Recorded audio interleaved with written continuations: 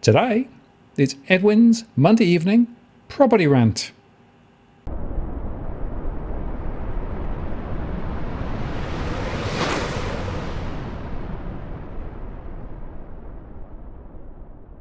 Hello again, it's Martin North from Digital Finance Analytics. Welcome to this post covering finance and property news. And today, of course, it's a Monday evening and Edwin is back for another rant. Hello, Edwin. How are you going? I'm doing fine. Almost didn't get here, Martin. Just came back from the dentist. So if I'm a little bit drowsy or droopy or I fall asleep halfway, it's all those injections and all that other shit that the dentist pump in you whilst you're laying there. I know. Not a pleasant experience, but hopefully well past now. And I gather it's pretty hot down there. You know, summer's come back with a vengeance. No, look, it is, and it's coming with spring's coming with a bit of a vengeance. But look, at the end of it, there's also some of the auctions are heating up and others are cooling off. So we're worlds apart in adjoining suburbs or suburbs that are right next to each other. So it's interesting. But one thing for sure, Martin, I can see the chatter of the wife effect is coming into play again, as it did last year around the same time, towards the end of last year. You know, all the young families, all the families that basically telling their husbands, "Listen, you better buy this share, otherwise you're on the street." But then again, you got to think of it. Before we started, we were discussing the rental market, and we go back to that same question.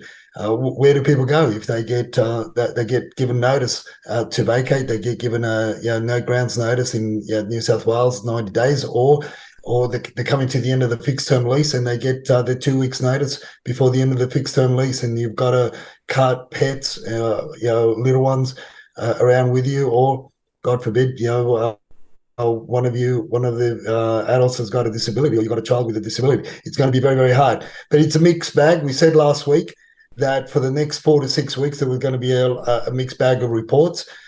In some cases, we see some of our friends, the property bears that post out all sorts of things on Twitter. All of a sudden now they're inspecting 6 properties. So I can only come to guess that there's a bit of a wife effect happening there in that household.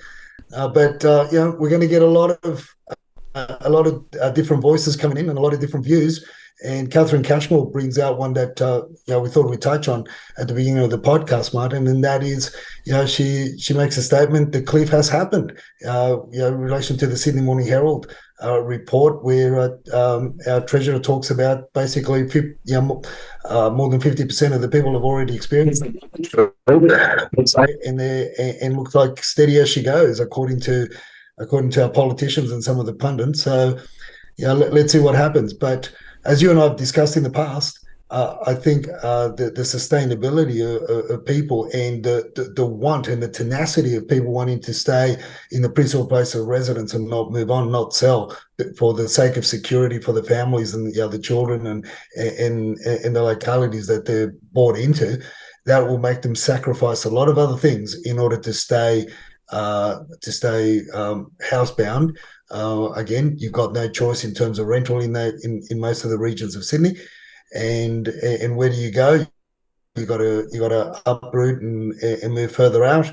East, west, southwest, northwest, wherever you can find a roof to put over your family's heads. Yeah, well, that's interesting. So there's a couple of observations from those first couple of slides. Yeah, we're roughly halfway through now the refinancing. Although interestingly, if you look at it from a different perspective, which is, well, what's the size of the loans outstanding? In other words, how much credit is still to turn? It's not as high. And the reason for that is that some of the earlier loans were a bit smaller than some of the later loans. And a lot of people were on 3-year fixed or even 5-year fixed. So, there's still some more to come. CBA's data roughly confirms that we're over half now, but a long way to go still. And the other factor there, of course, is that interest rates probably will go higher. So the inflationary impulse is stronger oil, look at what's happened to oil in the last few weeks and look at the exchange rate. Net result of that is that oil's now significantly higher than it was previously, and you've still got high energy costs. So I think inflation is not dead. But the other really concerning issue is that those looking to find anywhere to live, whether it's to buy or whether it's to rent, are finding it really difficult.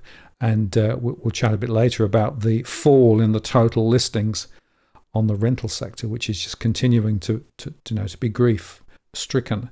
But the other point, you're dead right. If you've actually got a property, and even if you're struggling to pay the mortgage, what people are actually doing is not paying the mortgage. They're still paying the mortgage, but what they're doing is pulling back on other things. And classic example, you mentioned dentistry right at the top of the show, right? Well, one of the things that I'm seeing in my surveys, people are foregoing dental treatment to be able to pay the mortgage. They're foregoing, other healthcare related issues. They're eating less. So that's the true cost of the problem at the moment, because people are so paranoid about trying to keep the property they've got, because they know that if they don't get the property, they've got nowhere to go. Yeah, nowhere to go, nowhere to lay your head and be at ease, and that is one of the biggest concerns. So, I mean, it's going to be interesting to see moving forward, Martin, what the banks actually do. I mean, they've got a duty of care to those that have pulled out a mortgage. They've got a duty of care to assist. In that assistance package that no doubt is already probably being dished out in a lot of cases. It's going to be interesting to see what facilities they provide. I go back to where I said there's no bank that wants to be the first cab off the rank to take first page news in the Sydney Morning Herald or any other publication to say, these are the first bastards that put a family with their pets on the kids and pets on the street. Nobody wants to do that, and with the regulations around lending, I can only see but for more reasons coming in for the banks to to help and assist a lot. Pardon me, help and assist a lot of these families navigate through these hard times, but. Banking sector aside, individuals themselves. I mean, and this is one of the things about the tenacity of the Aussie mentality, is that the tenacity that we almost sort of inherit here in Australia, and we've grown into, is superior to what I've seen all around the world. And a lot of people, a lot of families will grit their teeth. And again, another dentistry, metaphor out there. They will grit our teeth and we'll move forward. Run, rain, hail, or shine, thunderstorms, and whatever else comes by. And people, as you say, will do without. And unfortunately, they'll do without a lot of medical assistance. And bear the pain, the physical, emotional, mental pain that they're going to go through in order to navigate through these hard times. It's not easy. And but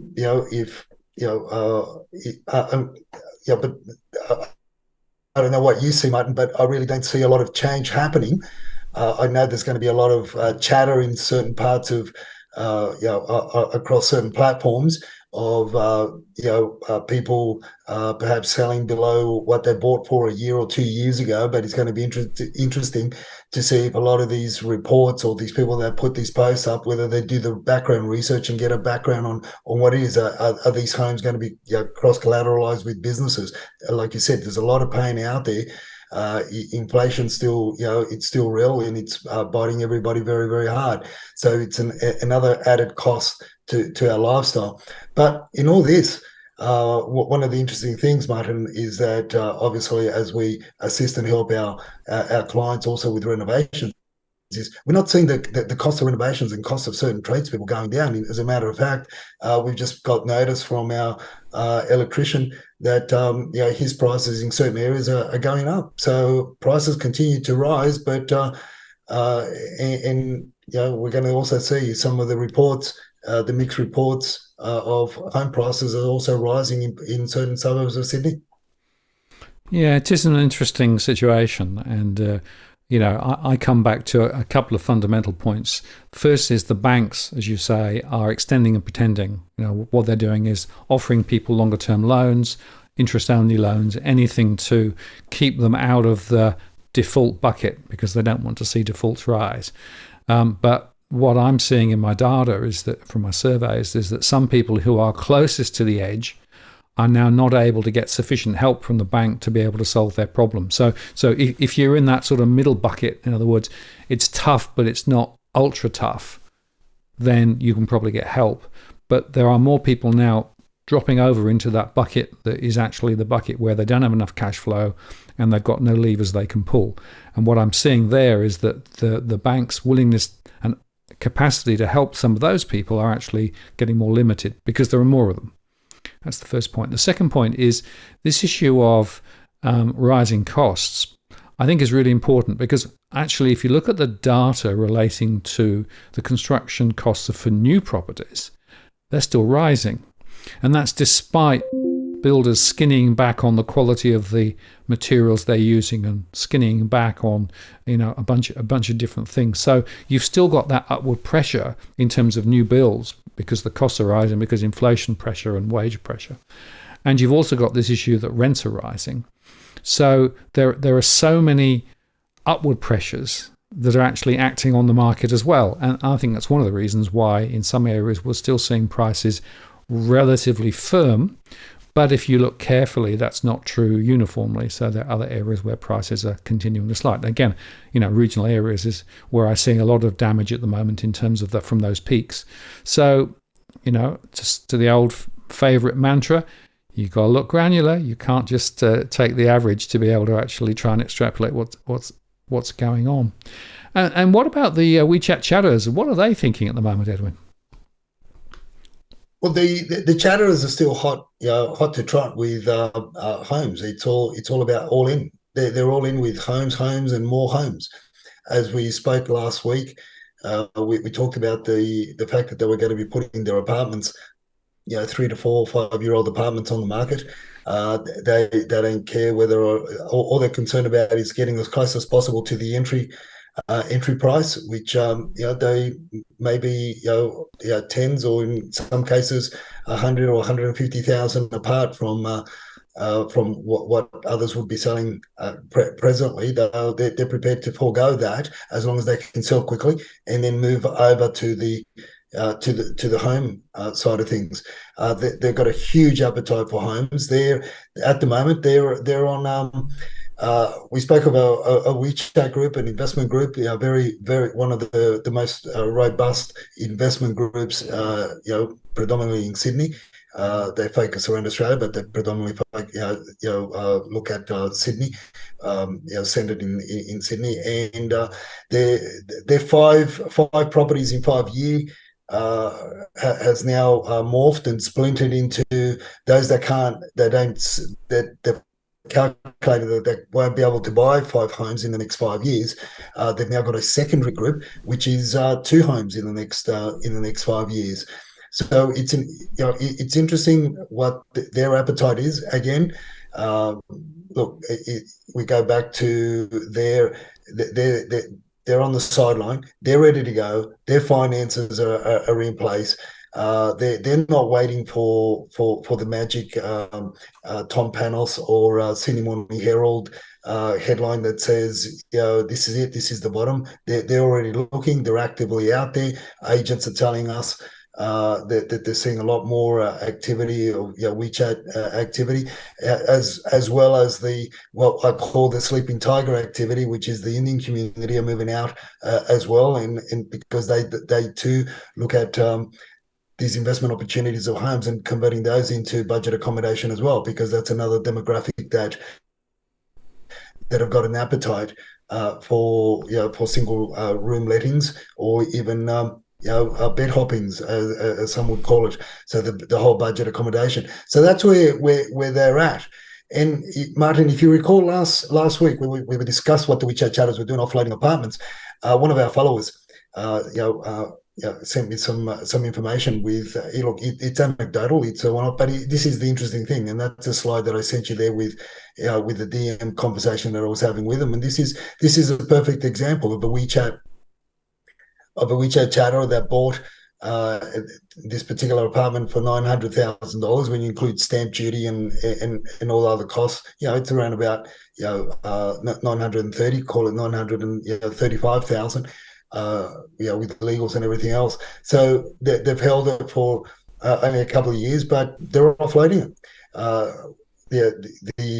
This particular owner is offloading it. Our follower is currently renting that property, and this is exactly what we discussed that the WeChat chatterers are doing. So they're getting out of these investment scenarios where they're non-performing, as they call them, they're non-performing, and they're moving into something that they can convert. Now, this property, I mean, if you look at the address, you'll see that in that particular pocket is not a pocket where it would lend itself to a budget accommodation style of dwelling. I mean, apart from the fact that it's it's a 2-bedroom, it lends itself to your traditional market. But look, that continues to be the chatter. And this is why we say to our followers, and I'm saying to our clients as well, we've got to monitor the markets that we're looking into. We've got to monitor them very closely. We've got to look at them, as we say, granularly. We've got to look at what's happening in the markets. Not all markets are performing the same,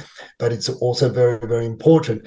The overall message from this is to see what and where the focus is going to be for the chatterers, as well as the sleeping tigers, and any other ethnic community as well, because that is what's driving a lot of the markets at the moment. Is that those ethnic communities, ethnic groups that want to be centered around their community, which they create shopping hubs. The bigger community than your local neighborhood scenario. It's all whole suburbs that come collectively under a community banner and concentrate, whether it be education, retail or shopping facilities or restaurants, and that's what I'm seeing a lot of happening. And if you're going to be competing in those communities, you've got to be prepared to go, as I say, you've got to be prepared to go toe-to-toe with people that have got greater interest or more vested interest in being in those communities than somebody that's not of that ethnic background. Yeah, absolutely. I think it's a fascinating case study here where people are now shifting properties relatively quickly. And again, in my surveys, I've done some work here on looking at motivations. And there was an interesting piece that Alan Kohler did yesterday evening on the news, talking about the fact that a lot of investors were actually getting out of investment property. And he quoted some figures in terms of why people were doing it. And he said one of them was because they couldn't make the maths work, so the costs of the property were rising. But he also said something else quite interesting, and that he said that there's been significant changes in the law, particularly in Queensland and Victoria, relating specifically to things like pets and pet ownership and accommodating that within the rental sector. And a lot of investors don't want that. And he actually showed a breakdown across the states of what proportion of properties took pets. And the highest was, I think, in Queensland, where about a quarter of the properties took pets, when in fact the legislation is that pets should be allowed in all rental properties. But in Victoria, it was a much lower percentage, and low in New South Wales as well. So his argument was that one of the reasons why investors were getting out was not only the economics, but simply because of the changed legislation that included things like fire alarms and the other stuff you've got to do. But his argument was it was actually driven quite significantly by the change in pet regulations. So I don't know how true that is, but I thought that was quite an interesting observation. Yeah, look, good on for him following our show. We have mentioned it, right? So, but look, how long have we been saying that these ad hoc policies that the government are pushing out in the perception that it's going to assist renters, when in actual fact it hasn't. You only have to look at our neighbours or our cousins across the waters there in New Zealand when they introduced it, and it all went to shit. Yeah. Now here, look, the motivation starts correct in fixing the problems around uh, the landlords that are very slow at getting things fixed, very slow at adhering to the regulations, are very demanding. But and unfortunately, the market that we're in right now, these bastards get away with a lot of stuff that they shouldn't. But I also go back to the real estate industry, Martin, because we're also at fault. Now, I, many times I probably rejected 1/5 of rental properties that we ended up with in our rent roll. The equivalent of what we had in our rent roll. I probably rejected 1/5 of rental properties for those reasons, where it was troublesome landlords that didn't want to get things fixed, because when you only need to contact the current property manager, or you only need to contact, or if they were self-managed, you only have to do a historical check on the tenancies and so forth. You could see the trouble that how troublesome these landlords were going to be. You look at the condition of the property, how badly it was maintained, and you could tell that there's certain things that property managers will do, but there's a lot more that we're not meant to be doing, and it's meant to be the onus is meant to be on the landlords to fix and to rectify, so forth. So, but unfortunately, the situation that we're in, where we were calling it from the election of 2019, we were saying we were going to walk into this mess, and we could see that things were going to start turning for the worse for tenants, and then due to the pandemic, it just got even worse, and we are where we are right now. We could see how, and I've been documenting for more than 15 years. The lax attitude towards some of these properties that are out there and are being leased as rental accommodation. Now, I was saying that the other problem is not only the landlord, but the other problem is also the industry that takes on these rental accommodations. Why? Because it means some income coming in to through the rent roll to the offers, because right now sales aren't cutting it, and unless you're getting other forms of income into the offers, you're starting to bear a lot of pain as a business, and it doesn't and unless your rent roll is providing anywhere between 60 to 70% of your business overheads, well, you're going backwards very, very quickly. Most of the offices, I can tell you, Martin, their rent rolls, if they do run a rent roll, the majority of offices are only running 30 to 40% of the rent roll income is covering the overheads of the business. So they've got to be pushing sales. And this is where George gets hot under the collar, because principals, licensees in charge, owners of these businesses start focusing on sales, and they forget about the governance of the rental book, which is the key asset, which is the key job that we're really meant to be doing. Sales was just a byproduct in decades gone by. It's really your true professional real estate agent really came out of the property management side of the business, not your high flying sales executives that are selling allegedly selling 30, 40, 50 properties a month.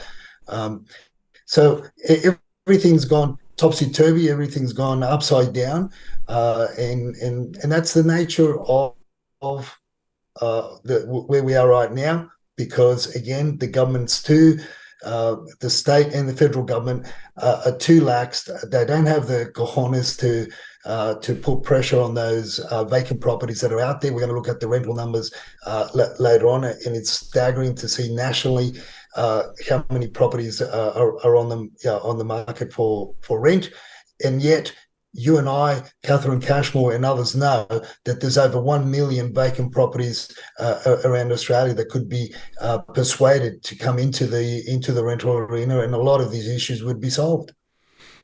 Yeah, there are definitely solutions out there if people thought broadly, and that includes Airbnb. And there's some discussion, in New York, they've changed the regulations around Airbnb, and as a result of that, the proportion of Airbnbs dropped and the number of first-time buyers has lifted, according to some data I saw quite recently. Here in Australia, of course, nobody wants to talk about the 1 to 1.2 million vacant properties. Some of those are long-term vacant because you've got international investors just holding them and just sitting there, never intending to live in them, but just holding there as a capital asset in the long term. And of course, you don't want to wear it out, so you don't actually have anybody living in it at all. And Docklands, of course, is a good example of that in Victoria. So there are things that could be done, but as with always the case, they don't actually want to embrace this holistically. And we'll come on to another issue later, and that is, of course, where they are actually now talking about building. There's also no ability to put the infrastructure in place that's required as well. So it's a nutty situation. But nevertheless, in some of these outer suburban areas, according to at least CoreLogic and 7 News, prices, well, they're on the way up. Record property prices, they blared over the weekend. Yeah, well, in some of these areas, as they can see in the screenshots, I mean, that this is what they've overshot the previous highs in these particular areas. But look, on the majority of the people that saw this report, they look at the percentage rise in these areas, right? That's what they're looking at. But you and I look at we look at as to why. Why? And this goes back to your ethnic communities gravitating towards one key location because of the language, because of the parents and the grandparents, the ease of shopping, the ease of that of communicating with others within that ethnic community. You've also got your places of worship. You've also got your educational facilities as well that make these communities gravitate and start competing for these homes. And obviously over the winter months, a lot of these areas, the for sale numbers retracted. So this is of course it was going to happen. Dusty and I put our predictions on the first day of 2023. We put our predictions, and we said in a lot of these areas, a lot of particularly the WeChat chatter influence areas, this was going to happen. Prices were going to exceed the previous highs, and this is what we're seeing. And this is what happens when you've got a low amount of numbers on market, which you and I have been documenting and talking about for a while. So you got your ethnic centers, you got your WeChat chatter influencers. You've got your sleeping tigers are out now on the prowl and on the hunt, and these are the people that are driving. These are the buyers and investors that are driving a lot of these markets outside of your overseas buyers, and of course your all the immigration that's coming in, and a lot of people haven't really grasped the amount of people that are coming in with 30-40% deposits on to buy $1, $2, $3 million homes. Some are buying them outright, knocking them down, and building new dwellings on something that you and I would think otherwise. But this is what people are coming. They're coming over with money as in years gone by, where the majority of the migrants would come in with very little, go into rental accommodation and work their asses off for 3, 4, 5 years until they got permanent residency before they could buy. Now it's open slather. these are the policies that have driven a lot of these, and also the demographic. Some of the observations based on the demographics, based on the population movements in Sydney that we can see. So we not only just look at those percentages, Martin, but we can tell in a lot of these areas and give it a more in depth account as to why those markets have written so have been driven so hard and have gone much higher than previous highs. And guess what? Regardless, and sorry to be the bearer of bad news to some, but those prices are even going to go higher because there's still in a lot of these areas you still got very low listings on market, and we're still sitting a lot lower than what we were in the spring of 2022. And then you've got all these other policies around the rental side of things that we were just discussing. Well, it puts less options on the market for people to decide. So everybody is really doing side hustles, back hustles, all hustling all over the place, and short of sending their infants out to work and busk in the local shopping centre to earn a quid, to earn the keep, so they can keep the principal place of residence. The tenacity of the Australian the Australian mind, the Australian people is one that they will hold on to that roof that they have over their head as long as possible, and go without and put up with a lot of pain, because there are really no other options at the moment, Martin. No, I agree. And going back to these particular suburbs, it's interesting that there's quite a strong correlation between increasing levels of mortgage stress in some of these areas too. So if you look in some of the Western Sydney areas, it's fascinating how mortgage stress is continuing to build.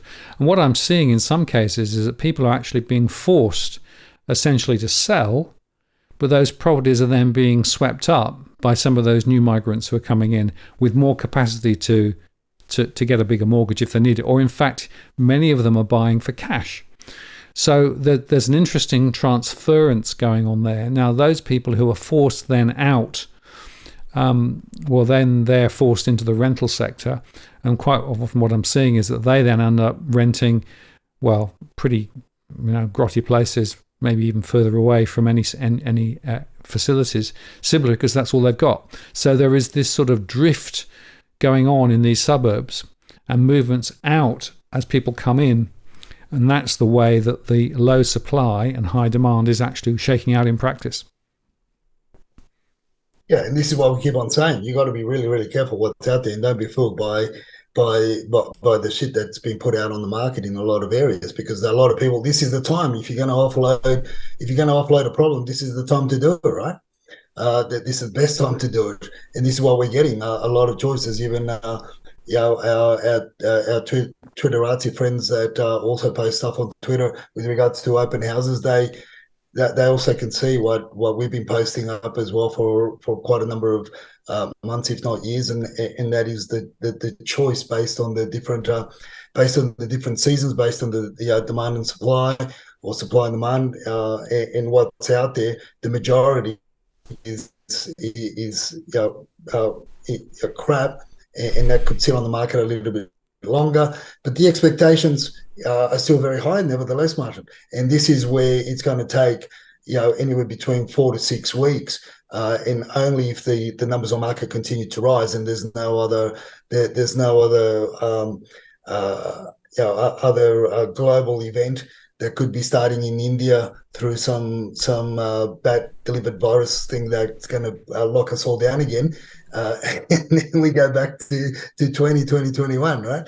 So, unless numbers, if numbers don't continue to come on market, albeit as slowly as they have been, but if they don't continue, if they stagnate, well, a lot. This is going to continue to play out.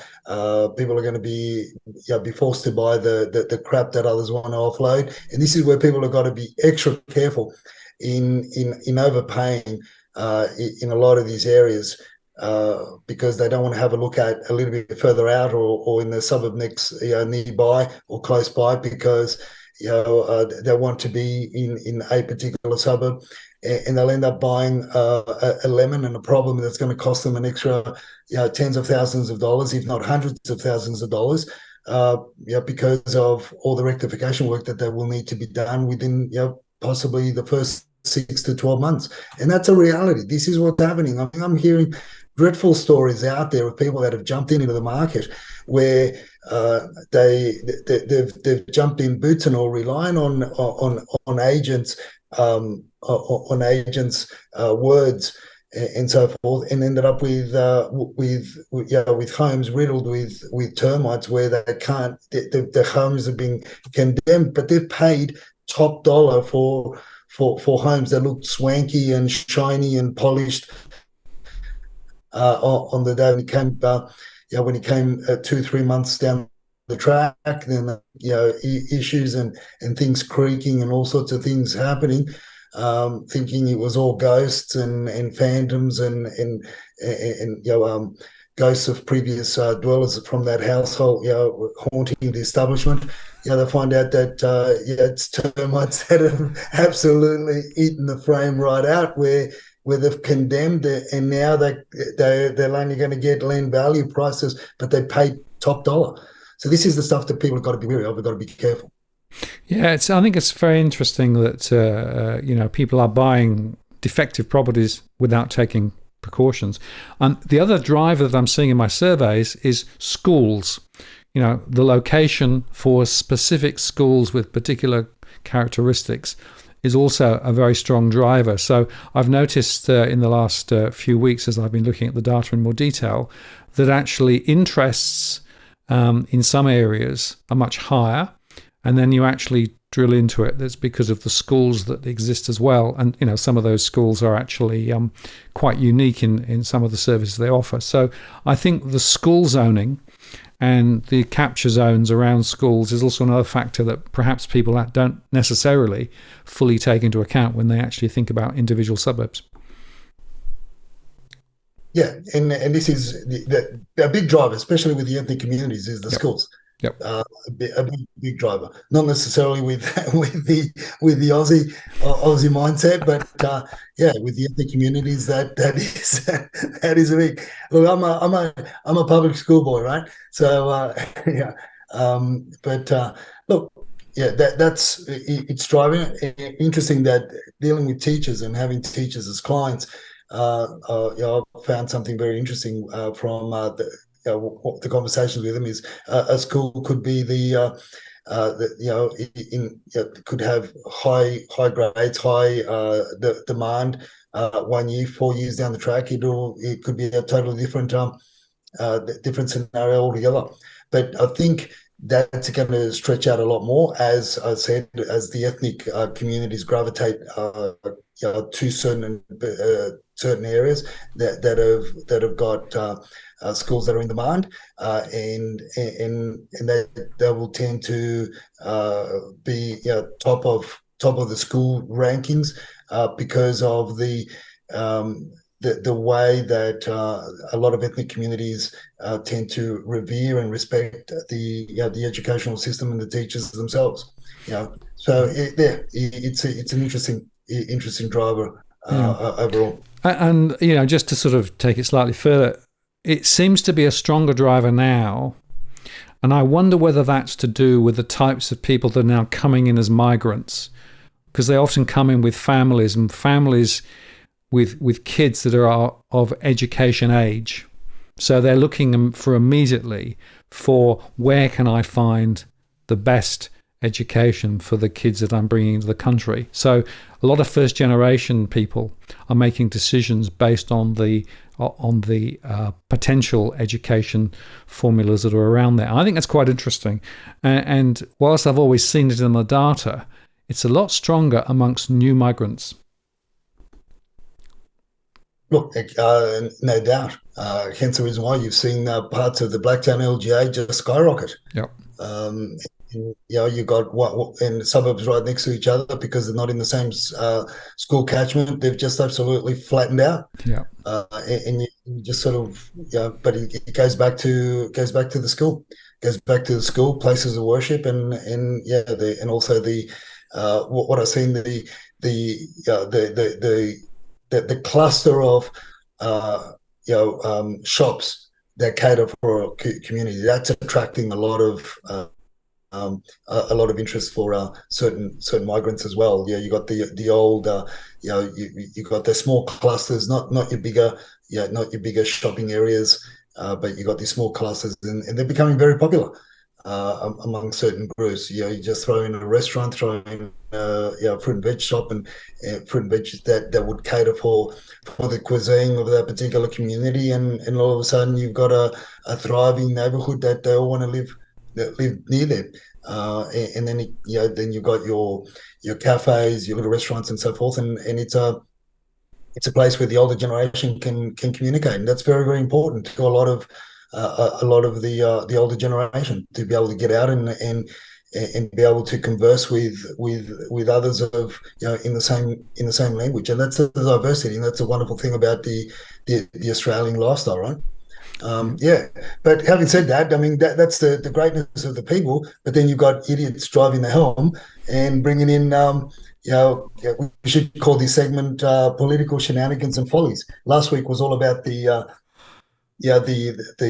housing, the Australian Future Fund for housing, and yet we're yet to be given an understanding of how that's going to work. Apart from the fact that there's going to put another layer of administrative people there that will need incomes of $250,000 plus per annum.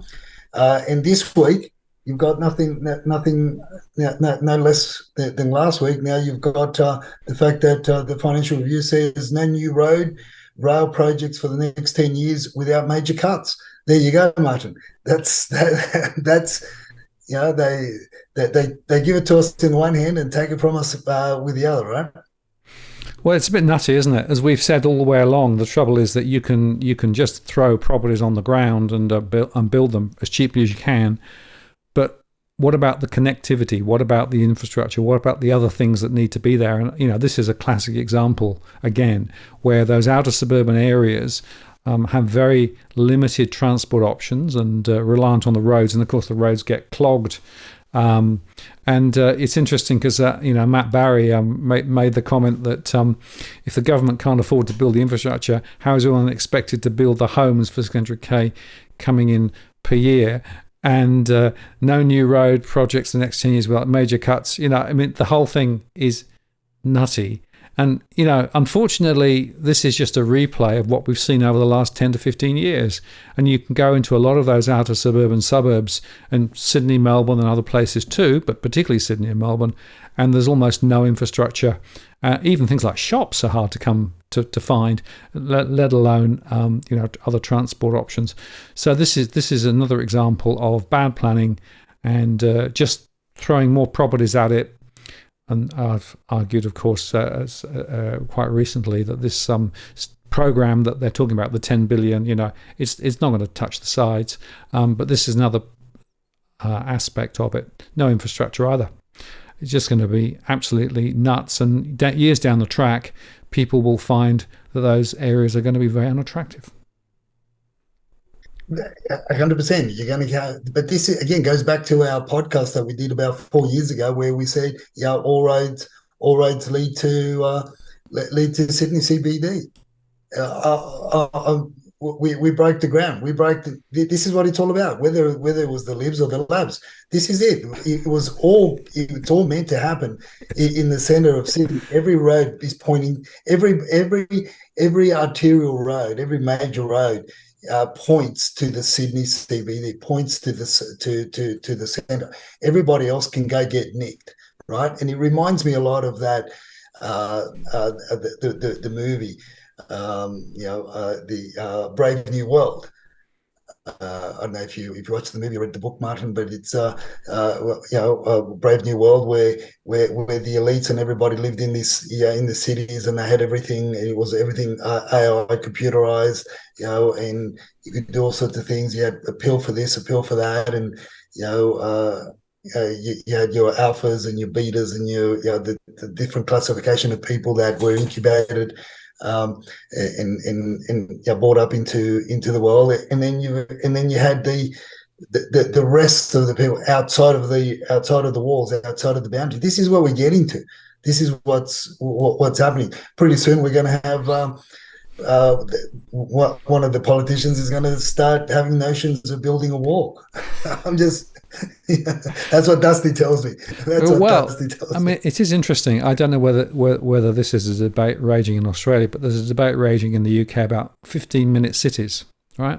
And so councils are effectively slowing down transport links and putting more barriers in to make it harder for people to sort of travel around, right? And what they're trying to say is, well, you should live local, right? That's obviously to do with some of the environmental issues. And in some areas, if you're in the right area, living local might make sense. But the whole concept of creating these little local areas means there are going to be other areas where there's nothing, right? No infrastructure, just houses and 15 minutes to nowhere. So this is another example where the top-down planning and the thou shalts are actually creating monstrosities. Yeah. What do you do? What do you do in these situations? I mean, we'll see all this playing out in Sydney over the next few years, no doubt. And like Matt Barry hits it on the head. You can whistle Dixie for these, for the 1.2 million homes that they're supposed to be building over the next 5 years. So again, more pressure on rentals, more pressure on those families that want to get into the first home, onto that property, the ladder, the first run, we're going to see absolutely the crap that nobody will want to touch. And like I said last week, that I can foresee that a lot of the desperate people that are wanting to get into a principal place of residence, they're just going to choose to buy into shitty apartments, and all those shitty apartments that the WeChat chatterers are going to start offloading. That's because where else do they go, right?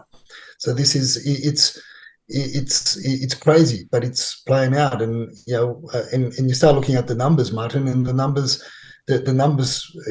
slowly creeping up, and some suburbs are getting a lot more of the uptick than a lot of others.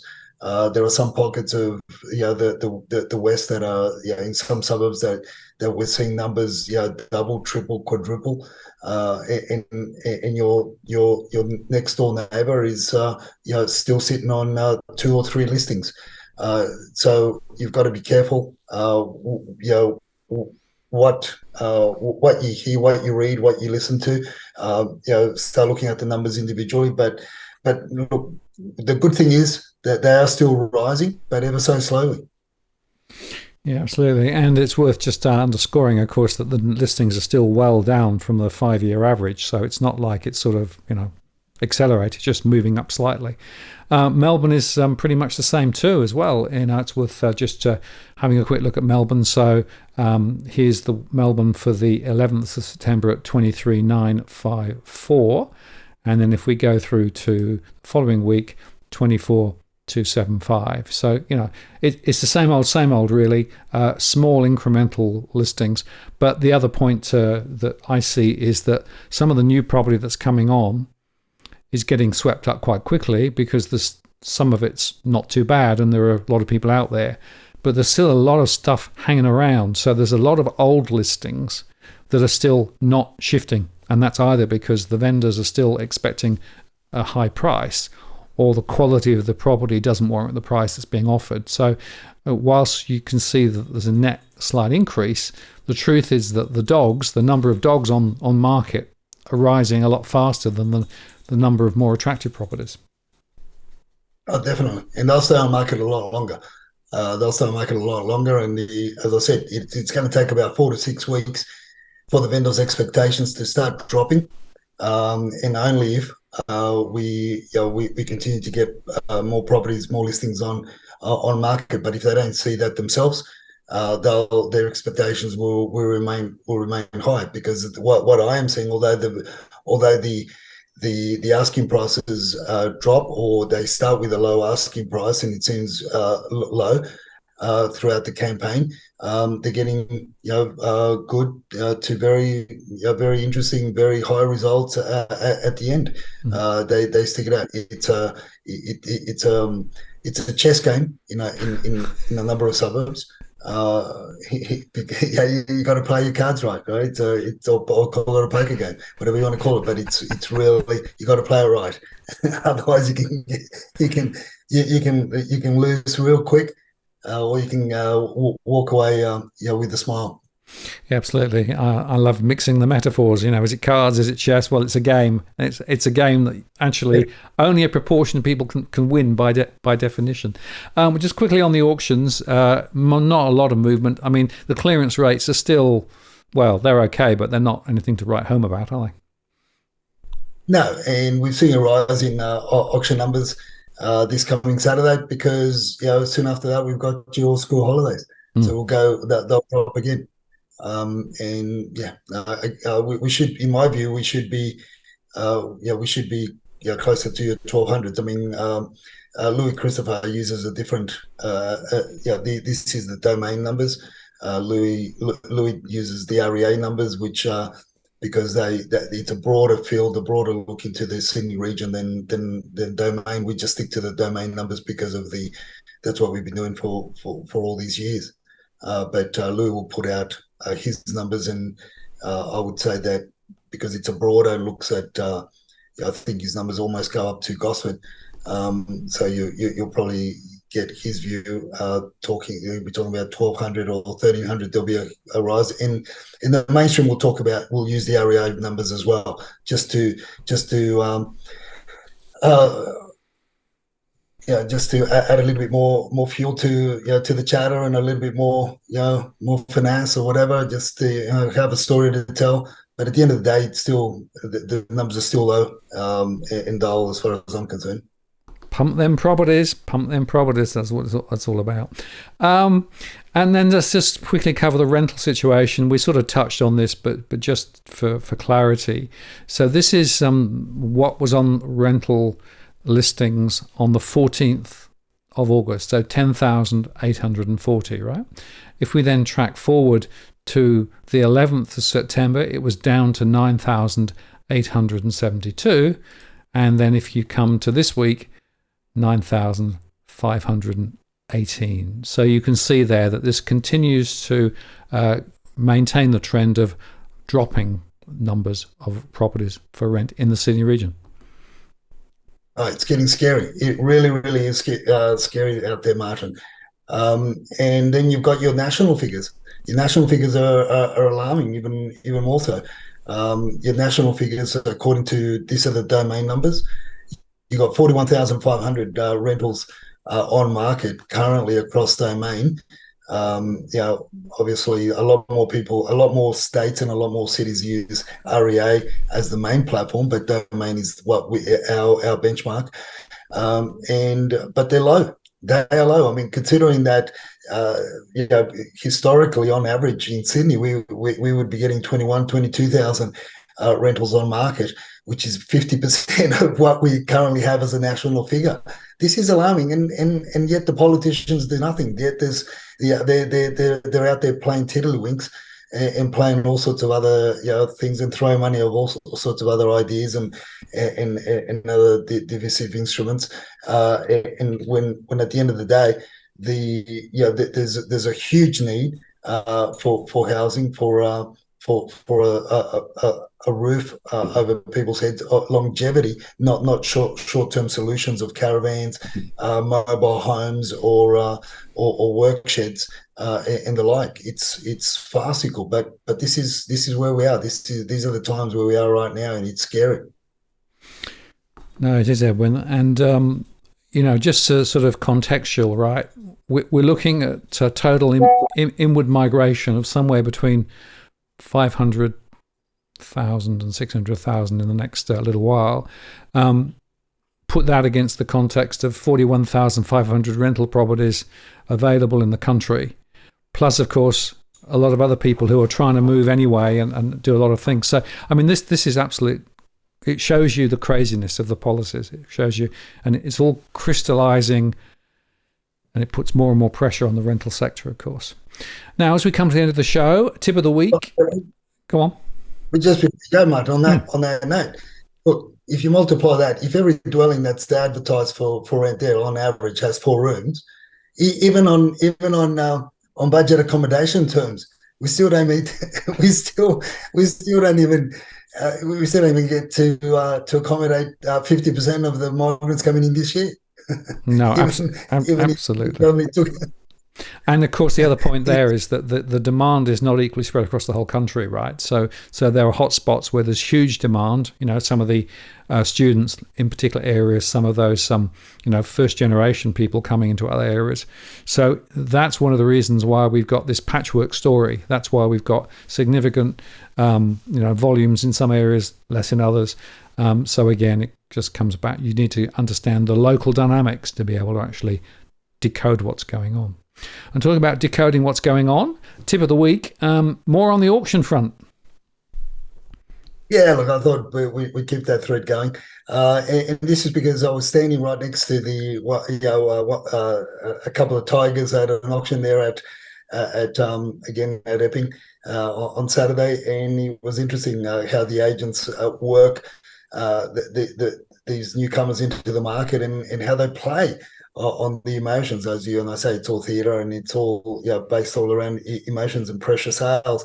And it was interesting. I mean, I've heard it all before, but just how they keep on telling the people when they go up to them, they're saying, "Look, the other side, they're going to give up another 5,000, and you got the house, and after they put in 5, the other party obviously is being told the same by the other agent, and they say, the other side are, that's it, they're maxed out, they're capped out. If you offer another 5, that's it. They've got no more, and then they offer 5, and then before you know it, the vendor's got another 50,000 in their pocket, right? Well, look, kudos to the agents, because that's their role. That's their job, to get the most for the vendor. Outside of what actually happened at that auction, apart from the fact that the vendor got crunched at the same time because the reserve was 2.4 and the home got sold for 2,285,000. Outside of that, well, the tip is, look, if you're at an auction, you're participating at an auction, you're an underbidder, somebody else is on top of you, and the agent comes up to you and starts giving you these and you've got it, it's yours. Just pull them aside and say, right, ask them first and foremost, like we said last week, ask, is it on the market? Is it on the market? Because what's the point of inflating the price and being driven by and driving the prices another 100, 150 in your area that you want to buy into because you got it all emotional? It was never on the market. All you've done is just set a higher bar for next summer around. And number 2 is, grab the agent by the collar or the collar of the suit or something appropriate. Pull them towards you and say, okay, if I give you the extra 5,000, will you guarantee that I am the buyer? And if they can't give you that guarantee, just let them go. No. That's just one way of handling it. I'm not saying it's the only way, the ideal way, but you can do that. I'd love to see somebody do that whilst I'm on the other side. but you make an excellent point, right? What's the point of going into a sort of an incremental bidding war when you don't even know whether the property's on the market or not, right? Because you don't know what the playing field is, and what guarantee have you got if you do? And the number of times I've been to auctions where I've seen this game where they sort of play the ping pong ball between 2 or 3 people, right? And they're all they're doing is just squeezing a little bit more, squeezing a little bit more, squeezing a little bit more, and blow me, then the property isn't on the market at the end of the day. So what's the point? Yeah, you've just set a different benchmark for when it gets passed in to then the expectations, and you fed that beast. Yep. Now, this is from a buyer's point of view, yep. Right now. So, and the other thing is, again, you got to be wary. Like, I actually had a chance to speak to the Tigers afterwards, and I said, "Champ, look, he was when they were conversing, they were right next to me. They were already telling each other we're already 50,000 above our budget, right? They were trying to find different ways to get the 50 if they ended up with a property. So you got to set the bar before you even get there. You got to set your maximum point. So they were already 50,000 above what they really wanted. The mortgage broker told them they could buy for. They were calling friends, relatives, all sorts of people I imagine to get the other 50. They were already in a way a bit of a panic, they almost ran it through. I just had a friendly chat with them and I said, listen, even if you offered another 20, the WeChat chatter had another 30 to go. So it's a good thing you dropped out when you did, because all you were doing was just inflating the price. And you could tell, you could read the room, you could read the auction on that. They had no chance, unfortunately, but they drove it another probably about 45,000 for the vendor, which did at the end of the day put the property on the market and it got sold, although way below the high expectations that they were given and the reserve on the day. But that's the way the game is played. Yeah, the game is played. That's exactly the way to think about it. It is a game. You need to go in there with a clear ceiling and an understanding that you are not going to go above a certain amount, particularly now where people are overextending themselves left, right and centre with the higher interest rates. So it's really, really critical to know what the game is and to play it right rather than get swept up. And, I made a show some time ago that we've discussed before where we highlight again, auctions is a very emotional process. It's deliberately designed as such. It's deliberately designed to push people further than they want to go. So the antidote is to know what your limit is and stick to it. That's it. And if you can stick to that, you come out a winner, whether you walk away with the property or not. Yeah, spot on. You can walk away with the money, you walk away as a winner. Well, Edwin, thank you very much. I'm glad to say that you got through it without falling asleep, which is good. So I hope the dental treatment worked, and I'll look forward to catching up with you again next week, where there will be more shenanigans to explore, more wee chatters to chatter with, and of course more price data too. All the best, mate, and look after yourself. Take care. See you next week. Cheers.